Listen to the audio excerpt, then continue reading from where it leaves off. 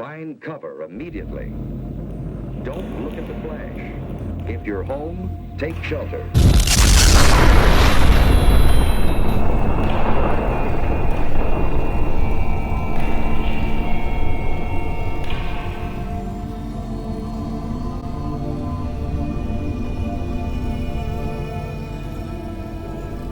Yes, cities, nations, even civilization itself, threatened with annihilation, because in one moment of history-making violence, nature, mad, rampant, wrought its most awesome creation. For born in that swirling inferno of radioactive dust were things so horrible, so terrifying, so hideous. There is no word to describe them. Radioactivity makes people crazy. It's invisible. You can't see it, you can't feel it, you can't smell it, but it can get you anyway. In this sense, it is the boogeyman. Further, almost no one knows anything about radiation, and so quite understandably, people fill in those blanks of what you don't know can kill you by playing it safe and overestimating the hazard from the radiation. And this already distorted image of the hazards of radioactivity is fanned by the paranoid ramblings of crazies. These men are sociopaths. They've got no moral conscience. None. These people should be tried like the Nazi war criminals were at Nuremberg. And I'm fed up with them.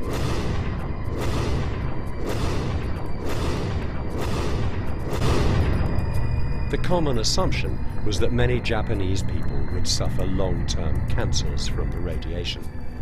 As for the workers still at the plant, they were seen as dead men walking. But with the eyes of the world on Fukushima, an important anniversary was taking place, one which offered lessons on the public health impacts of nuclear events. It was the 25th anniversary of Chernobyl, the world's worst nuclear accident. The voice of leading scientific bodies is clear. The only observable public health impact due to radiation after Chernobyl has been the more than 6,000 thyroid cancers, of which only around 15 have proven fatal. As for the emergency workers who received the highest doses, fewer than 50 have died. These numbers, while significant, represent a fraction of the hundreds of thousands, if not millions of victims predicted after the accident. Professor Jerry Thomas from London's Imperial College is a world authority on molecular pathology. She's also a director of the Chernobyl Tissue Bank, an international initiative to collect biological samples from those exposed to radioactive iodine in childhood. Work that has led Dr. Thomas to reassess her views on nuclear energy. Just in case. The health consequences of a nuclear power accident may not be as bad as we first thought. I was anti-nuclear until I started working on Chernobyl. Now, no problem at all. The whole body doses to 6 million residents is about 9 millisieverts. 80% of that lifetime dose was delivered by 2005. Now, 9 millisieverts is about what any of us will get when we go and have a CT scan. There are several places in India, Iran and Europe where doses can be more than 50 millisieverts a year. Safety provisions were very different for the Fukushima workers. They're an order of magnitude less than the doses that were received by the firefighters and the helicopter pilots in Chernobyl. So I think it's highly unlikely they'll suffer any long-term consequences going forward. So, thanks to measures taken by the Japanese authorities, expert opinion is that we can expect no health impact on the population around Fukushima due to radiation. As for the workers at the site, they too can expect to avoid ill effects from the exposure they receive. In the 50-year history of nuclear power, there have been 3 major accidents: 3 Mile Island, Fukushima, and Chernobyl. Only at one of those has there been a loss of life due to radiation. There certainly is no evidence that cancers were increased by Chernobyl fallout. The chairman of the United Nations Scientific Committee on the Effects of Atomic Radiation show 15 to 30% fewer cancer deaths among the exposed radiation workers. Just looking at the general population, their cancers are reduced. The National Academy of Sciences' most recent report studied over 86,000 people who were exposed to radiation in Nagasaki and Hiroshima. 19,000 of them were down in that low-dose area. If you look at the numbers of cases of cancers in the categories, that's where most of the people were.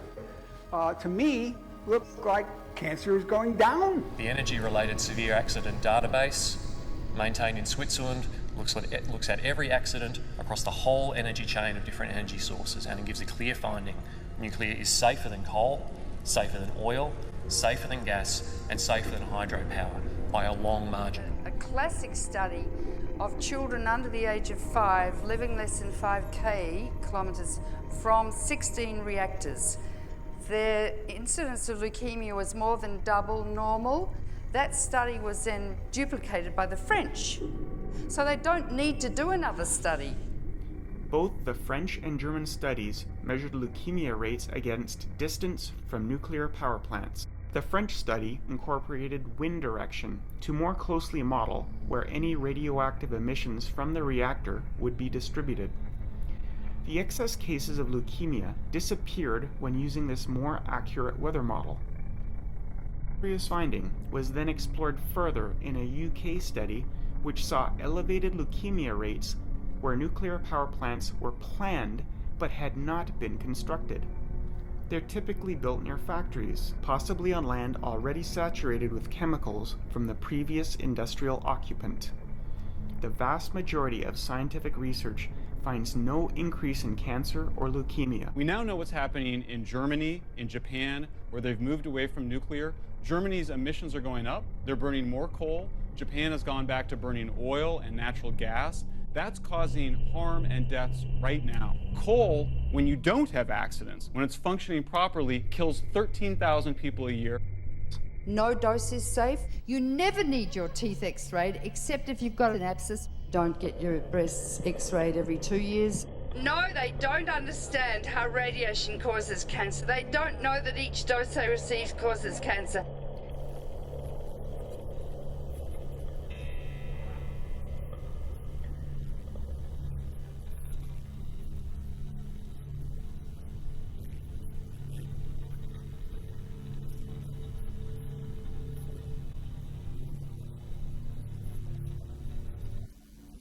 Look at the death certificates for 1,600 people who were evacuated. Their cause of death is listed as stress from the evacuation. Japan evacuated until just recently all those areas outside that black line. The International Atomic Energy Agency's recommendation would have been to evacuate the area within the red line. So the fear of radiation in Fukushima caused the government to evacuate people, which really did put them at risk. Well, they'll be dying of cancer, but they're not dying from lack of electricity. They might be sweating a bit in the summer. Oh, but you mustn't be too hot in the summer. That's what we've got sweat glands for. This was released by the Australian Radiation Service on March 11th. This was the potential fallout, which has actually come to pass. So here's Japan, and here are you. And the ambient levels of radiation in Seattle went up 40,000 times above normal. And if you weren't told by the government, why not? The reason we never heard that radiation increased by 40,000 times on the West Coast is because it didn't. Nor was it ever predicted to. The website Snopes, famous for rooting out and reporting hoaxes, has a page on this map declaring that it is a hoax. The Australian Radiation Service expressly denies that they published the map. A reason why this is obviously a hoax is it says the western United States will receive 750 rads of radiation. However, it only takes between 250 and 400 rads to kill 50% of the people exposed. So this dose should have in fact killed most of the people on the West Coast. What people don't know is that Tokyo got a very, very high fallout. Cesium radiation levels being detected at nearly 1 million becquerels per square metre of radiation, a level almost twice as high as the Chernobyl permanent dead zone. To assess this claim, I contacted members of SafeCast, a network of citizen radiation detectives. mapping radioactivity across Japan. It turns out that the data she bases her claims on were rejected by the grassroots radiation detection community years ago. I just say, don't go to Japan. You don't know what you're eating. You don't know where the fish is sourced. You don't know if you're eating rice. If it's very radioactive, they dilute it with non-radioactive rice. But the solution to pollution by dilution is fallacious when it comes to radiation because it reconcentrates back in your body. So now let's acquaint ourselves with reality. Fallout in seawater around Fukushima has been progressively decreasing since 2011.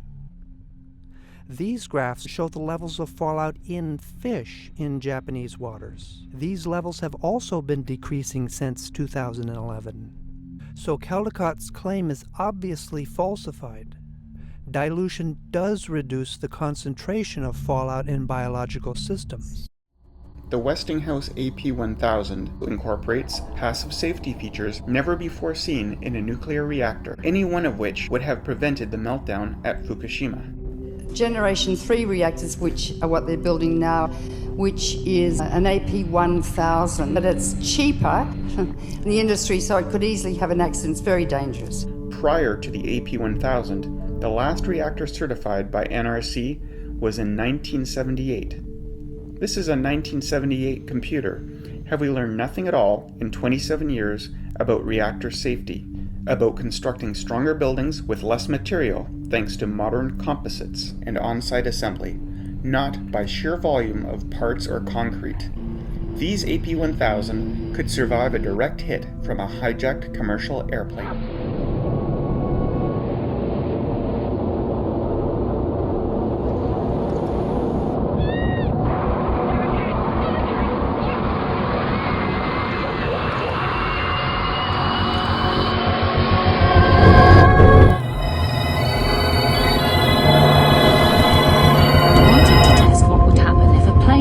Into the concrete walls of a nuclear power station.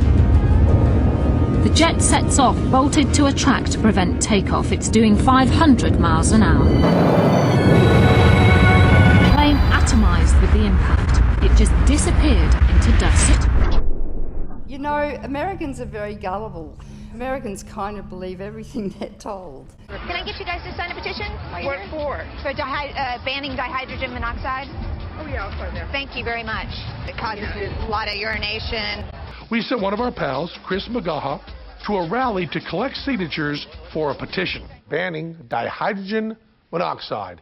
This is a petition for dihydrogen monoxide. What it is it's a chemical that is found now in reservoirs and in lakes.